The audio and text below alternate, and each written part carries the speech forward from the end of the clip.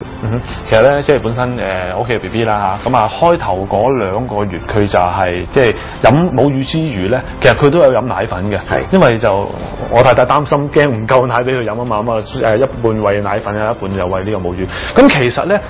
你頭先所講就係話母乳入邊就有好多抗體啊，係啊，有好多即係呢個細胞喺度啦。係啊，咁啊其實會唔會喺兩樣一半一半咁去飲嘅時候咧，變咗喺母乳嗰方面嘅營養咧就會減少咗，或者係點？咁啊，營養方面嚟講咧，就奶粉同埋人奶咧，基本上都係好相似嘅，即係而家奶粉基本做得啦好相似噶啦。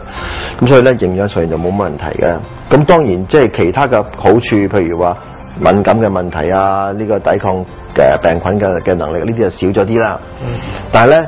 一滴人奶都好過冇。所以咧，我都會仍然鼓勵咧，媽咪咧，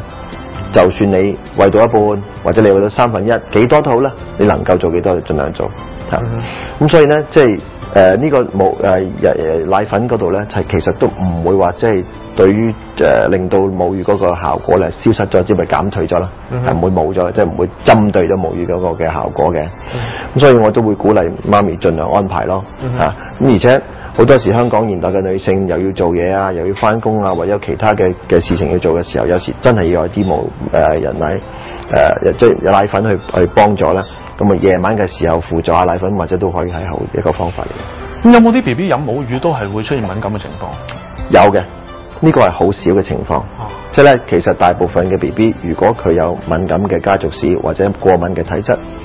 佢餵人奶食人奶嘅時候咧，嗰個過敏嘅機會咧係減退咗好多嘅。但係咧，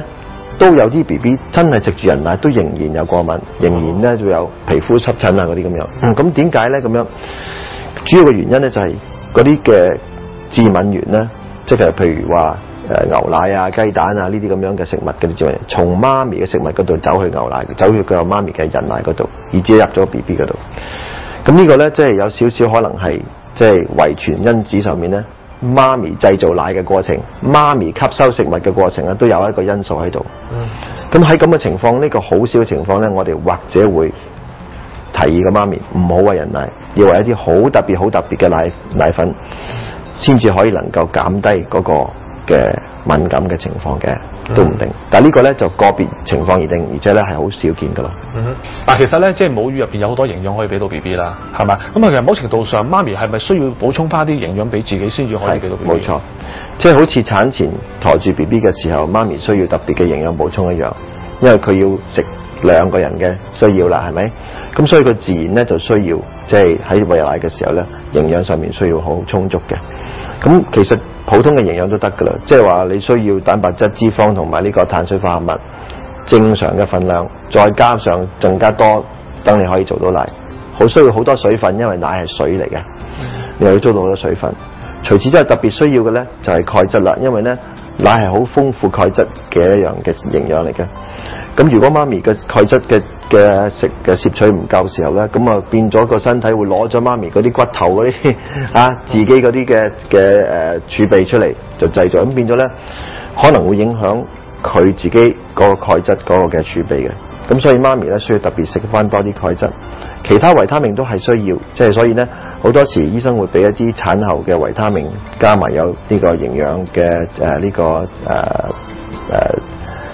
呢個 minerals 啊，即係礦物質嘅鈣質啦、鐵質啦等等咧，嚟幫個媽咪咧可以能夠製造到佢，又可以補充到自己嗰個需要。其實之前有人話俾我聽咧，就係話其實如果媽咪食啲咩咧，即係譬如話如果佢嗰排食啲辣嘢又好，或者係食啲酸嘢又好，咁啊相對嚟講佢俾 B B 嘅奶汁咧，都同樣有呢啲咁嘅味道。係啊，有啲嘅係啊。係嘛？咁其實會唔會喺嗰段時間有啲嘢係禁食，係唔可以食？譬如好似呢個煙酒啦或者呢個咖啡啦，呢啲咁樣對個 B B 有傷害嘅，咁就唔好咯，係咪？因為咧，譬如酒精咁真係會走去個奶度喎，佢飲杯酒 ，B B 醉啲啊，或者即係呢個咖啡裏邊嘅即係咖啡因，咁咧都會有令到個 B B 即係佢醒晒咁。咁啊，但係譬如你話辣嘢啊，或者咖喱啊，或者嗰啲咁樣咧，其實就冇乜問題嘅 ，OK 嘅。咁媽咪咧食辣嘢啦嚇，某程度上係會有少少辣嘅母乳俾到 B B，但係唔緊要嘅係咪？OK，咁啊今日我學咗唔少嘢啦嚇，咁啊我相信咧嚟緊我太太如果下一胎嘅話咧，我會建議佢全部食母乳嘅，即係既然有咁多。咁啊最好啦。好啦，咁啊今日唔該晒譚醫生，唔使。咁啊記住留意呢個節目咯喎，如果想知多啲 B B 嘅嘢咧，一定要留意住啦。